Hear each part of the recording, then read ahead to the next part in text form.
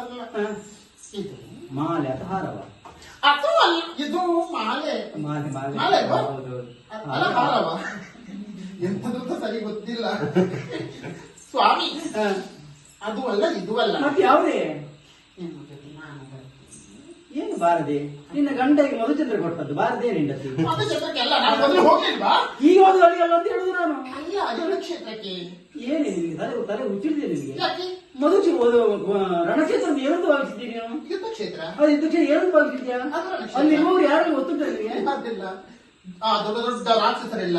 ಕೋರೆದಾಡೆ, ದೊಡ್ಡ ದೊಡ್ಡ ಕೆಂಪು ಕಣ್ಣು, ಬಿಟ್ಟ ಮಂಡೆ, ದಡುವುದಿ ದೇಹ, ದಡುತಿ, ದೊಡ್ಡ ಕಿರೀಟ, ಕವಚ ಇದನ್ನೆಲ್ಲ ನೋಡಿದುಂಟಲ್ಲ ನಿನಗೆ ಹೃದಯಘಾತ ಆದೀತು. ಇಲ್ಲಪ್ಪ. ಹೌದು ಬೇಡ. ಅಯ್ಯೋ ದೇವರೇ, ನಾನು ಕ್ಷಾತ್ರಿಯಾಳಿ.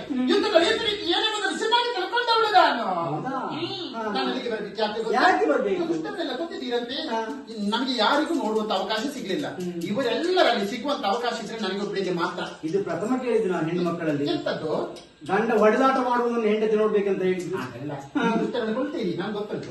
ಮತ್ತೊಂದು ಅಲ್ಲಿಂದ ನಿಮ್ಮ ಬೆಳ್ಳ ಹಿಂದೆ ಸ್ವಲ್ಪ ಹೊತ್ತೆ ಬರಬೇಕು ನಿಮ್ಗೆ. ಅಲ್ಲಿಗೂ ನೀನ್ಯಾಕೆ ಬರುವುದೇ?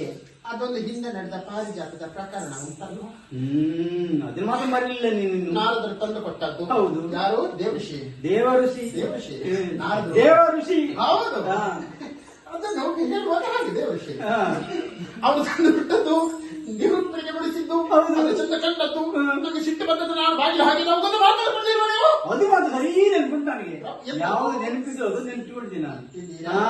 ಅವಳಿಗೆ ಒಂದು ಹೂ ಕೊಟ್ಟದ್ದು, ನಿನಗೆ ಮರ ತೋರಿಸ್ತೇನೆ ಅಂತ ಹೇಳಿದ್ದೇನೆ ಅಲ್ವೇ?